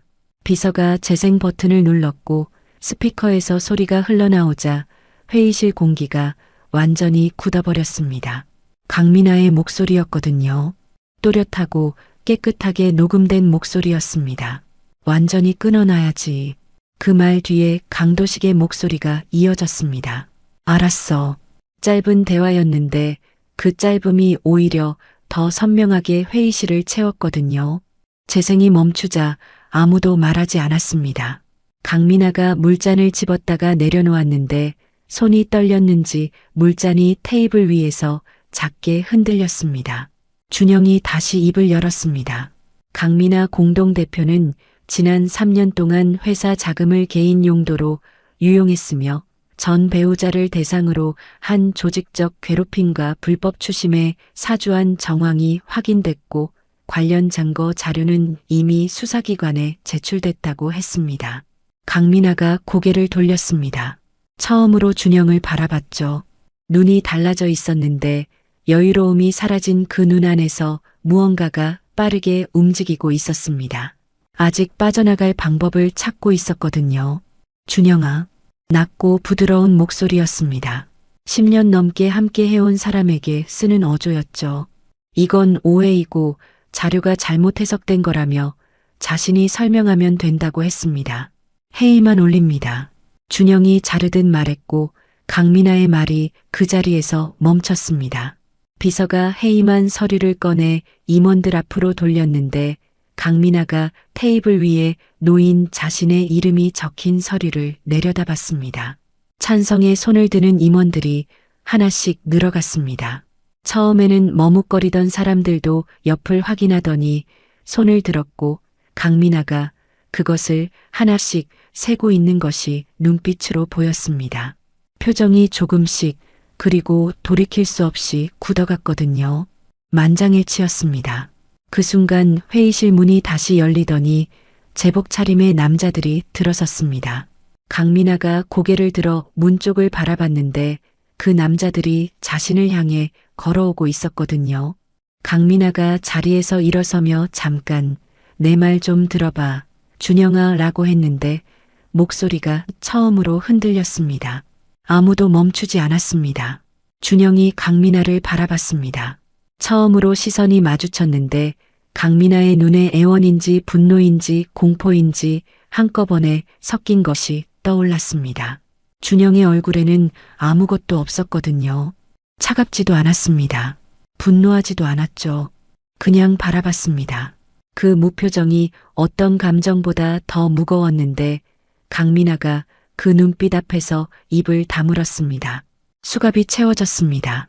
강민아의 손목 위에 차가운 금속이 닿았고 강민아가 그것을 내려다봤습니다. 그 잠깐 동안 강민아의 얼굴에서 무언가가 무너졌거든요. 10년 넘게 쌓아온 것들이 일시에 내려앉는 것 같은 표정이었습니다. 이준영. 끌려나가면서 불렀는데 낮고 갈라진 목소리였습니다. 준영은 돌아보지 않았습니다. 강민아가 회의실 문을 나서면서 구두 굽소리가 복도를 따라 멀어졌는데 단단하게 울리던 소리였는데 이번에는 달랐습니다. 끌리는 소리였거든요. 회의실 안이 조용해졌습니다. 임원들이 서로를 바라봤는데 아무도 말을 꺼내지 않았고 준영이 자리에서 일어서며 강민아 공동대표 관련 업무는 전부 자신이 직접 인수할 것이며 혼란 없이 진행될 거라고 짧게 말했습니다. 임원들이 고개를 끄덕이자 준영이 몸을 돌려 회의실을 나섰습니다. 복도는 조용했습니다. 강민아가 끌려나간 방향으로 아직 공기가 달랐는데 준영은 그쪽을 바라보지 않았습니다. 창문 쪽으로 걸어가 유리창 너머로 서울 시내를 내려다봤습니다. 벚꽃이 진 자리에 연두색 잎이 돋아나고 있었거든요. 봄이 가고 있었습니다. 핸드폰을 꺼내 화면을 켰습니다. 병원에서 온 문자가 없었습니다. 아이 상태가 안정적이라는 연락이 어제 왔었고 지효도 수액을 맞고 열이 내렸다고 했죠. 준영이 핸드폰을 다시 주머니에 넣었습니다. 강민아는 끝났습니다. 강도식도 이미 어제 저녁 경찰이 움직였거든요. 2년 동안 설계된 것들이 오늘 이 회의실에서 전부 무너졌습니다. 그런데 이상하게도 홀가분하지 않았습니다. 통쾌하지도 않았죠. 강민아가 무너지는 것을 보면서도 준영이 느낀 건 승리감이 아니었거든요. 아이를 업고 새벽 계단에서 무릎을 꿇어야 했던 여자의 얼굴이었습니다. 손등이 거칠어질 때까지 혼자 버텨야 했던 여자의 목소리였습니다. 소리 없이 우는 것이 몸에 밴 여자의 어깨였죠. 그것들이 오늘 강민아가 무너진다고 해서 지워지지 않았습니다. 지워질 수 없었거든요. 준영이 긴 숨을 내쉬며 손을 유리창에 짚었습니다. 차가웠습니다. 바깥의 봄바람이 유리 너머에 있었죠. 강민아를 끝낸 것은 시작이었습니다. 이제 지우에게 돌아가야 했거든요. 돌아가서 무엇을 할 수 있는지, 무엇을 해야 하는지, 그리고 지효가 자신을 어떻게 바라볼 것인지는 아직 알 수 없었지만 가야 했습니다. 알 수 없어도 가야 했거든요. 준영이 몸을 돌려 복도를 걷기 시작했습니다. 발걸음이 느리지 않았습니다. 봄이 깊어지고 있었습니다. 병원 마당의 벚나무에서 꽃잎이 다 지고 연두색 잎이 돋아난 지 며칠이 지났는데 아침마다 새소리가 들렸거든요. 지효는 그 소리를 병실 창가에 앉아 들었습니다. 처음에는 아무 느낌이 없었죠. 소리가 들리는구나. 그 정도였습니다. 그런데 어느 날 아침부터인가 그 소리가 귀에 들어오기 시작했거든요. 아, 봄이구나. 그렇게 느껴지는 날이 왔습니다. 그날 지효는 자신이 살아있다는 걸 처음으로 실감했습니다. 아이가 먼저 회복됐습니다. 체온이 정상으로 돌아오는데 사흘이 걸렸고 그 이후로 빠르게 안정됐는데 아이는 병실이라는 공간을 무서워하지 않았거든요. 오히려 천장에 매달린 모비를 올려다보며 손을 뻗거나 간호사 언니들이 들어올 때마다 소리를 내며 반겼습니다. 그 모습을 볼 때마다 지효는 가슴 어딘가가 조여들었습니다. 저렇게 웃을 수 있는 아이였는데 그 새벽 지하철역 계단에서 차가운 바닥 위에서 울고 있었다는 것이 며칠 동안 지효를 눌렀거든요. 밥을 먹으면서도 수액을 맞으면서도 잠을 자다가도 그 생각이 왔습니다. 내가 더 잘했더라면, 내가 더 빨리 도망쳤더라면, 내가 더 강했더라면. 그 생각들이 꼬리를 물었지만 지효는 그것을 혼자 감당했습니다. 말하는 방법을 잊어버린 것인지 말을 꺼낼 사람이 없다고 생각하는 것인지 그냥 혼자 안고 있었거든요. 그러던 어느 날 저녁이었습니다. 준영이 병실로 들어왔는데 요 며칠 준영은 매일 왔거든요. 오래 머물지는 않았습니다. 아이 상태를 확인하고 지효가 밥을 먹었는지 확인하고 의사와 짧게 이야기를 나누고 나갔죠. 지효에게 말을 많이 걸지 않았는데 그게 지효에게는 오히려 편했습니다. 뭔가를 물어보거나 설명하거나 해명해야 하는 상황이 아니었으니까요. 그날도 준영이 조용히 들어와 아이를 내려다봤습니다. 아이가 준영을 보자마자 소리를 내며 팔을 들었는데 안아달라는 동작이었거든요. 준영이 잠깐 멈췄습니다. 아이를 안는 것이 익숙하지 않은 사람의 동작이었죠. 조심스럽게 손을 뻗어 아이를 들었고 아이가 준영의 가슴에 얼굴을 묻었습니다. 지효가 그것을 바라봤습니다. 뭔가가 눈 뒤에서 밀려오는 것 같아 창밖을 봤거든요. 저녁빛이 유리창을 주황빛으로 물들이고 있었습니다. 오늘 밥 다 먹었냐고 준영이 물었고 지효가 네 라고 답했습니다. 반찬도 먹었냐고 물었고 네 라고 했죠. 준영이 고개를 끄덕이더니 아이와 눈을 맞추며 뭔가를 낮게 중얼거렸습니다. 아이가 소리내어 웃었습니다. 까르르 하는 소리가 병실을 울렸는데 처음 울려 퍼지는 소리였거든요. 지효의 입꼬리가 올라갔습니다. 자신도 몰랐습니다. 의도한 것이 아니었는데 입꼬리가 먼저 움직였거든요. 준영이 그것을 봤습니다. 눈이 마주쳤죠. 지효가 얼른 시선을 내렸는데 입꼬리가 원래대로 돌아오지 않았습니다. 그것이 처음이었습니다. 2년 만에 처음으로 웃었거든요. 억지로 짜낸 게 아닌 웃음이었습니다. 아이 웃음소리가 만들어낸 웃음이었죠. 지효는 그것을 깨달으면서 눈이 뜨거워지는 걸 느꼈습니다. 이번에는 슬픔이 아니었거든요. 뭔가 다른 것이었습니다. 이름 붙이기 어려운 것이었죠. 그날 이후 지효가 조금씩 달라졌습니다. 밥을 먹을 때 반찬을 고르기 시작했거든요. 전에는 그냥 아무 것이나 먹었습니다. 아니, 먹는다는 행위 자체에 의미를 두지 않았죠. 그런데 어느 날 저녁 된장찌개 냄새를 맡으면서 뜨거운 국물이 먹고 싶다는 생각이 들었습니다. 그 생각이 드는 것 자체가 낯설었거든요. 뭔가를 먹고 싶다는 생각을 한 게 얼마 만인지 기억이 나지 않았으니까요. 간호사에게 창문을 열어줄 수 있냐고 부탁한 것도 그 무렵이었습니다. 바깥 바람이 맞고 싶었거든요. 간호사가 창문을 열자 봄바람이 병실 안으로 들어왔고 지효가 눈을 감은 채 그 바람을 얼굴로 받으면서 한참 서 있었습니다. 차갑지 않은 바람이었거든요. 부드러운 바람이었습니다. 아이를 안고 복도를 걷기 시작한 건 입원한 지 열흘이 지났을 때였습니다. 처음에는 짧게 걸었는데 다리가 금방 무거워졌죠. 그런데 다음 날은 조금 더 걸었고 그 다음 날은 또 조금 더 걸었습니다. 아이가 복도 창밖을 보며 소리를 내는 것이 좋아서 걷다 보면 어느새 한 바퀴를 돌고 있었거든요. 그날 복도에서 준영과 마주쳤습니다. 준영이 엘리베이터에서 내리다가 복도를 걷는 지효를 봤고 멈췄죠. 지효도 멈췄습니다. 두 사람이 복도 한가운데서 마주본 채 잠깐 서 있었거든요. 아이가 준영을 보고 소리를 냈습니다. 준영이 걸어와 아이 볼을 손가락으로 건드렸고 아이가 그 손가락을 잡으려 했습니다. 좀 걷네 라고 했습니다. 지효가 네 라고 했고 다리는 어떠냐고 물었습니다. 괜찮다고 했죠. 짧은 대화였는데 이상하게도 어색하지 않았습니다. 전에는 준영이 말을 걸면 어떻게 답해야 할지 몰라 짧게 끊어버렸거든요. 그런데 오늘은 달랐습니다. 짧게 끊었지만 피하지 않았습니다. 준영이 옆에서 같이 걸었습니다. 나란히 복도를 걸었는데 아무 말도 없었거든요. 아이가 복도 창밖의 나무를 보며 손을 뻗었습니다. 손이 닿지 않았지만 계속 뻗고 있었죠. 지효가 아이 손을 잡아 창유리에 살짝 닿게 해줬는데 아이가 손바닥으로 유리를 탁탁 치더니 지효가 나직하게 웃었습니다. 준영이 그 웃음을 봤는데 아무 말도 하지 않고 그냥 걸었거든요. 병실로 돌아온 뒤 지효가 아이를 침대에 눕히고 창가 의자에 앉았습니다.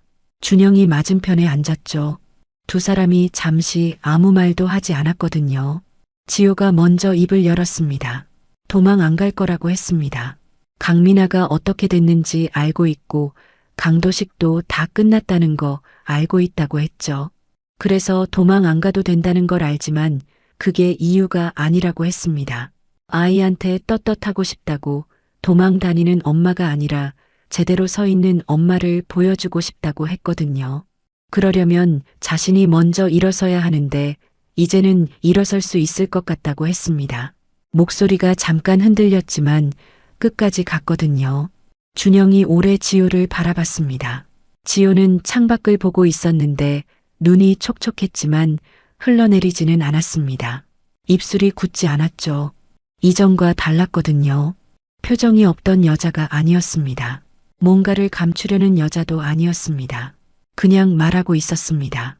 자기 안에 있는 것을 꺼내고 있었거든요. 나 같은 사람 돕고 싶다고 했습니다. 아무것도 없이 쫓겨나는 사람들, 계좌가 막히고 갈 곳이 없어지고 아무한테도 말 못하는 사람들 곁에 있어주는 걸 하고 싶다고 했거든요. 준영이 천천히 고개를 끄덕이며 할 수 있다고 했습니다. 재단 만들어서 그쪽으로 쓰겠다고 했죠.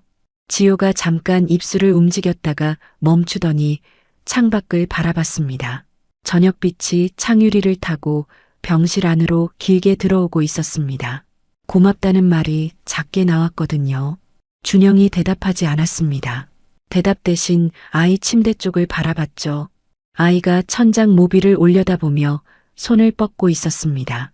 닿지 않아도 계속 뻗었거든요. 포기하지 않는 손이었습니다. 지호를 닮은 손이었죠. 병실이 조용했습니다.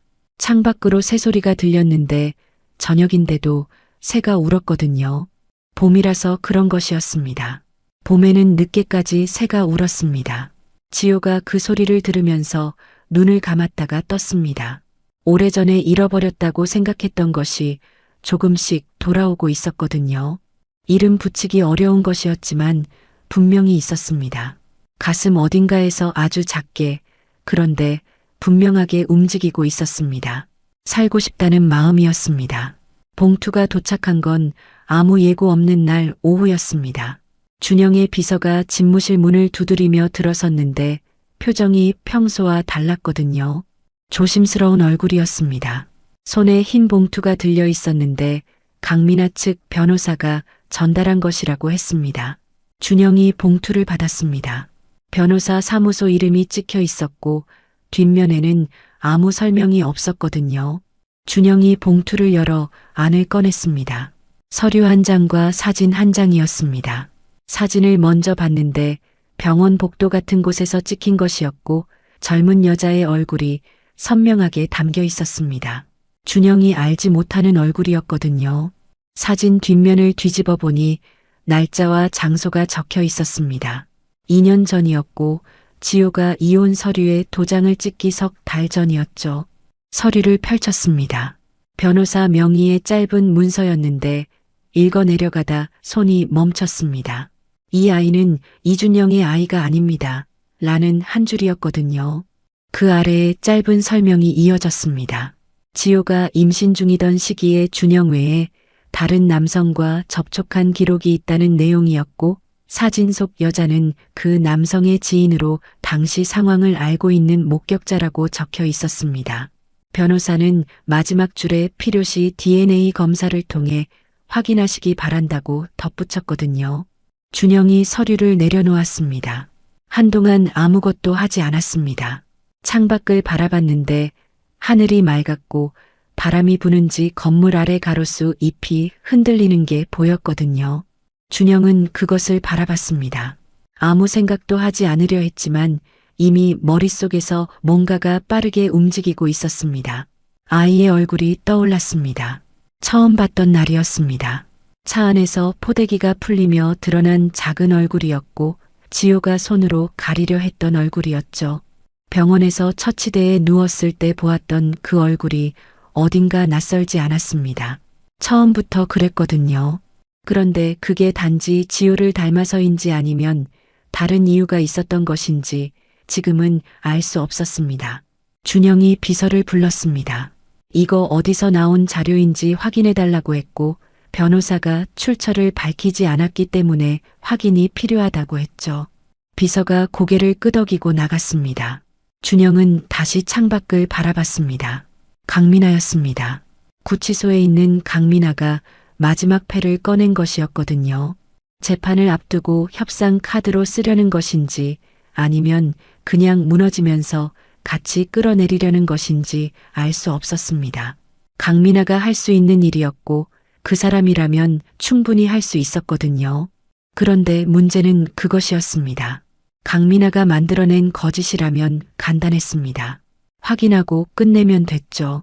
그런데 만약 거짓이 아니라면 준영은 그 생각을 여기서 멈추려 했지만 멈춰지지 않았거든요. 그날 밤 준영은 병원에 가지 않았습니다. 입원 이후 단 하루도 빠지지 않았는데 그날은 가지 않았거든요. 지우에게 연락도 하지 않았습니다. 병원에서 먼저 연락이 왔는데 아이 상태가 안정적이라는 담당 간호사의 문자였습니다. 준영이 확인했지만 답장은 보내지 않았습니다. 밤새 잠을 자지 않았습니다. 집무실 소파에 앉아 천장을 올려다봤는데 아이 손이 생각났거든요.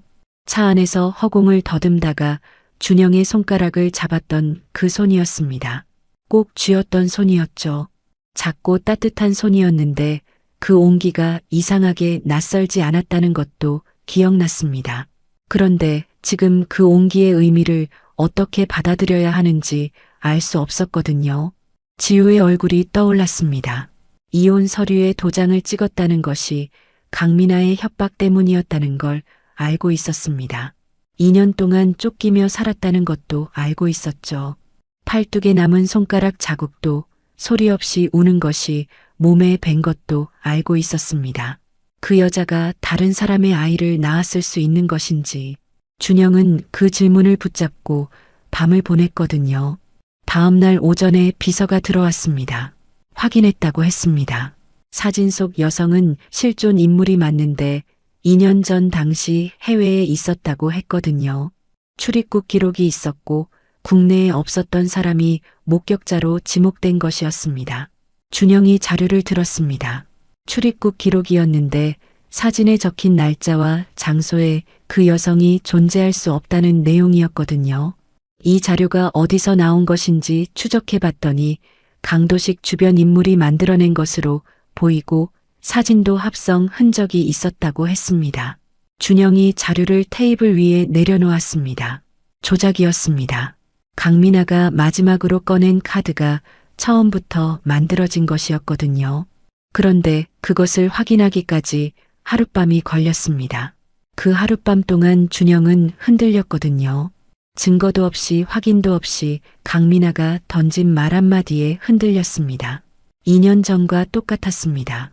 강민아가 지우에 관한 이야기를 가져왔을 때도 그랬거든요. 확인하지 않았습니다. 그냥 믿었죠. 그리고 지우가 2년을 쫓기며 살았습니다. 이번에 또 같은 방식으로 흔들린 것이었는데 준영은 그 사실이 가슴에 걸렸습니다. 비서가 자리를 떴습니다. 준영이 핸드폰을 들어 병원 번호를 눌렀습니다. 담당 간호사가 받았고 아이 상태와 지우가 밥을 먹었는지 물었습니다. 간호사가 둘 다 괜찮다고 했는데 어젯밤에 지우가 아이를 안고 복도를 한 바퀴 걸었다고 했거든요. 준영이 전화를 끊고 핸드폰을 테이블 위에 내려놓은 채 자리에서 일어섰습니다. 병원으로 가야 했습니다. 가서 지우에게 말해야 했거든요. 강민아가 이런 것을 보내왔다고, 조작된 것이 확인됐다고 그 말을 해야 했습니다. 숨기는 것은 더 나쁜 방법이었거든요. 2년 전에 아무것도 묻지 않고 넘겼을 때 어떻게 됐는지 준영은 알고 있었습니다. 숨기거나 모른 척하거나 넘어가는 것이 결국 어떤 결과를 만드는지 알고 있었죠. 이번에는 그러지 않을 것이었습니다. 준영이 집무실을 나서며 엘리베이터를 탔습니다. 지하 주차장으로 내려가면서 핸드폰을 다시 들어 지호 번호를 눌렀습니다. 신호가 갔고 지호가 받았거든요. 지금 병원 가고 있어. 할 말 있어. 잠깐 침묵이 흘렀습니다. 무슨 일이에요? 가서 얘기할게. 전화를 끊고 차에 탔습니다. 운전기사가 행선지를 물었고 병원이라고 했거든요. 차가 출발했습니다. 창밖으로 봄 햇살이 도로 위에 내려앉아 있었습니다. 준영은 창밖을 바라봤습니다. 강민아의 마지막 패가 조작이었다는 것, 그것이 확인됐다는 것, 그리고 그럼에도 하룻밤 흔들렸다는 것을 지효에게 전부 말할 것이었습니다. 숨기지 않을 것이었거든요. 이번에는 끝까지 다 꺼낼 것이었습니다. 아무것도 묻지 않고 넘어가지 않는 것, 그것이 지금 준영이 할 수 있는 유일하게 다른 방법이었거든요.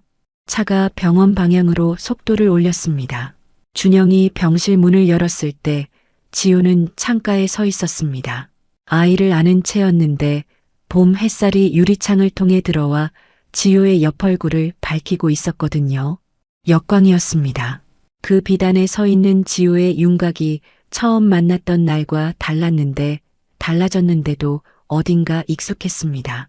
준영은 문 앞에서 잠깐 그것을 바라봤거든요. 지호가 고개를 돌렸습니다. 눈이 마주쳤는데 전화에서 할 말이 있다고 했을 때부터 이미 시작된 눈빛이었습니다. 뭔가를 묻는 눈이었거든요. 준영이 의자를 당겨 앉으며 말을 꺼냈습니다. 봉투를 테이블 위에 내려놓았습니다. 강민아 측 변호사가 보내온 것이라고 했고 아이가 준영의 아이가 아닐 수 있다는 주장이 담긴 서류였다고 했죠. 사진이 있고 목격자라는 사람이 있고 DNA 검사를 권유하는 내용이라고 했습니다. 지호가 아이를 침대에 눕히고 맞은편에 앉아 그 말을 들었는데 표정이 없었습니다. 굳지도 않았거든요. 그냥 듣고 있었죠. 준영이 거기서 멈추지 않았습니다. 어젯밤에 확인했다고 했습니다. 사진 속 목격자라는 여자는 그 당시 해외에 있었고 출입국 기록이 있으며 사진도 합성 흔적이 확인됐다고 했죠. 강민아가 마지막으로 꺼낸 카드였는데 전부 처음부터 만들어진 것이었다고 했거든요. 그리고 나서 준영이 한마디를 더 했습니다. 그런데 자신은 어젯밤에 흔들렸다고, 확인도 하기 전에 흔들렸다고, 그게 2년 전이랑 똑같았다고 했습니다. 지호가 그 말을 들으면서 손을 무릎 위에 얹었는데 손가락이 천천히 오그라들었다가 펴졌습니다. 준영이 그 손을 바라봤거든요. 지호는 시선을 내린 채 잠깐 있다가 고개를 들었습니다. 강민아가 그런 걸 만들 사람이라는 거 알고 있다고 2년 동안 봐왔으니까 라고 했습니다. 자신도 흔들렸다고 항상 그랬다고 했죠. 그래도 아이가 있으니까 버텼다고 했거든요. 그 말이 병실 안에 오래 머물렀습니다. 준영이 먼저 미안하다고 했습니다. 2년 전에 한마디도 더 안 물어본 것, 지호가 원한다는 말 한마디에 그냥 넘긴 것이 이 모든 것을 만든 거라고 했는데 목소리가 낮았습니다. 흔들리지 않으려 하는 것 같았지만 마지막 부분에서 조금 잠겼거든요. 지호가 고개를 저었습니다. 나도 잘못했다고 이상하다는 걸 느꼈으면서 무서워서 그냥 넘겼고 싸우는 게 버티는 게 다 무서웠다고 했습니다. 그래서 둘 다 잘못한 거라고 했거든요. 그 말이 오히려 준영의 가슴 어딘가를 더 세게 건드렸습니다. 자기 잘못을 덜어주려는 말이 아니었거든요. 그냥 사실이었습니다. 지호라는 사람은 언제나 사실을 그대로 말했습니다. 그때 비서에게서 연락이 왔습니다. 준영이 복도로 나가 전화를 받았는데 강도식 측 변호인이 오늘 오전 협조 의사를 밝혔다는 내용이었거든요. 강민아와의 거래 내용을 전부 진술하겠다고 했고 지호의 계좌를 동결시킨 경위와 주거, 이동을 추적한 방법과 추심 과정의 전말이 전부 나올 것이라고 했습니다. 준영이 짧게 지시하고 전화를 끊었습니다. 복도 창밖을 바라봤습니다. 봄 하늘이 높았고 구름이 없는 날이었거든요. 2년 동안 지호를 짓눌렀던 것들이 하나씩 무너지고 있었습니다. 강민아는 재판을 앞두고 있었고 강도식은 입을 열기 시작했으며 조작된 것들은 하나씩 그 민낯이 드러나고 있었거든요. 다 끝나가고 있었습니다. 그런데 준영은 홀가분하지 않았습니다. 강민아가 무너졌을 때도 그랬거든요. 끝났다는 안도보다 그 2년이라는 시간이 더 무겁게 남았습니다.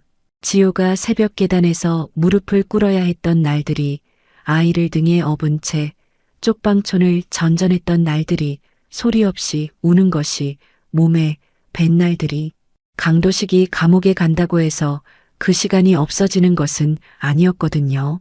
없어질 수 없는 시간이었습니다. 준영이 병실로 돌아왔습니다. 지호가 아이를 안고 있었는데 아이가 깨어난 것이었거든요. 지호가 아이를 무릎에 앉히고 뭔가를 낮게 중얼거리고 있었습니다. 아이가 지호의 입술을 바라보다가 손을 뻗어 뺨을 건드렸고 지호가 그 손을 잡더니 웃었습니다. 준영이 문 앞에서 잠깐 멈췄습니다. 지호가 웃고 있었는데 환하게 웃는 것이 아니었습니다. 조용하고 작은 웃음이었지만 그게 더 오래 남았거든요. 억지로 만든 것이 아니었으니까요. 아이를 바라볼 때만 나오는 웃음이었습니다. 2년 동안 저 웃음이 사라져 있었다는 것이 지금에야 더 뚜렷하게 느껴졌거든요. 준영이 병실 안으로 들어서자 아이가 소리를 내며 팔을 뻗었습니다. 준영이 다가가 아이를 받아 안았는데 아이가 준영의 어깨에 손을 얹었거든요. 작고 따뜻한 손이었습니다. 준영이 강도식 진술 이야기를 꺼냈습니다. 모든 게 다 나올 거라고, 지호의 계좌 동결부터 추적과 추심까지 전부라고 했죠. 그럼 진짜 끝나는 거네. 지호가 작게 말했습니다. 응, 진짜. 준영이 짧게 답했습니다. 지호가 눈을 감았다가 뜨면서 창밖을 바라봤는데 파란 하늘이 창 안으로 들어왔거든요. 지호가 그것을 한동안 바라봤습니다. 아무 말도 하지 않았지만 그 눈 안에서 무언가가 천천히 내려앉고 있었는데 오래 긴장했던 것이 풀리는 것이었거든요. 준영이 아이를 안은 채 지호 옆에 앉았습니다. 재단 이야기를 꺼냈습니다. 전에 지호가 했던 말을 기억하고 있었거든요. 나 같은 사람 돕고 싶다고, 갈 곳이 없는 사람들 곁에 있어주고 싶다고 했던 말이었습니다. 그쪽으로 쓸 거라고 했고 이름은 지호가 정하면 된다고 했죠. 지호가 준영을 한참 바라보다가 아이 쪽으로 시선을 돌렸습니다. 준영의 어깨 위에서 아이가 꼼지락거리다가 지호를 발견하고 손을 뻗었거든요. 엄마 쪽으로 뻗은 손이었습니다. 지호가 손을 내밀었고 아이가 그 손가락을 잡았습니다. 준영과 지호 사이에서 아이가 두 사람을 이어주고 있었거든요. 준영이 아이를 지호에게 넘겼습니다. 지호가 받아 안으면서 아이 이마에 입술을 댔고 아이가 꼼지락거렸습니다. 지호가 아이 등을 토닥였는데 규칙적인 손길이었거든요. 수백 번은 반복한 동작이었습니다. 그 손길이 2년을 버텨온 손길이었죠. 한참이 지났습니다. 지호가 먼저 말했습니다. 고맙다고 했거든요. 숨기지 않고 다 꺼내줘서라고 했습니다. 준영이 그 말을 들으면서 창밖을 바라봤는데 할 말이 있었지만 꺼내는데 시간이 걸렸습니다. 나도. 준영이 낮게 말했습니다. 버텨줘서. 지호가 입술을 움직였습니다. 뭔가를 말하려다 멈췄거든요. 결국 아무 말도 하지 않았습니다. 말이 필요 없는 대답이 있었거든요. 아이 등을 토닥이는 손이 잠깐 멈췄다가 다시 움직였습니다. 그것이 대답이었습니다. 창으로 봄 햇살이 길게 들어왔습니다. 바닥 위에 햇살이 고였는데 따뜻했거든요. 아이가 그 빛을 바라보다가 손을 뻗었습니다. 닿지 않았지만 계속 뻗었죠. 포기하지 않는 손이었거든요. 지호가 그 손을 잡아 햇살 쪽으로 향하게 해줬는데 아이의 작은 손 위로 빛이 내려앉았습니다. 아이가 웃었습니다. 까르르 하는 소리가 병실을 울렸고 지호가 웃었으며 준영도 웃었습니다. 같은 웃음이었거든요. 아주 잠깐이었지만 분명히 있었습니다. 그것이 시작이었습니다. 무너진 것들이 다시 쌓이는 데는 시간이 걸릴 것이었습니다. 강민아의 재판이 남아 있었고 지호의 몸이 완전히 회복되려면 더 걸릴 것이었으며 재단을 만드는 것도 두 사람 사이에 쌓인 것들을 하나씩 풀어가는 것도 한 번에 되는 일이 아니었거든요. 그 시간이 얼마나 걸릴지 아무도 알 수 없었죠. 그래도 괜찮았습니다. 오늘 이 병실에서 봄 햇살이 바닥에 고이고 아이가 소리내어 웃고 두 사람이 같은 방향을 바라보는 이 순간이 있었으니까요. 그것으로 시작할 수 있었거든요. 아이가 다시 손을 뻗었습니다. 햇살 쪽으로, 창밖 나무 쪽으로, 닿지 않아도 계속 뻗었습니다. 세상이 궁금한 손이었거든요. 무서움을 모르는 손이었습니다. 지호와 준영이 그 손을 바라봤는데 나란히, 그리고 같은 눈으로요.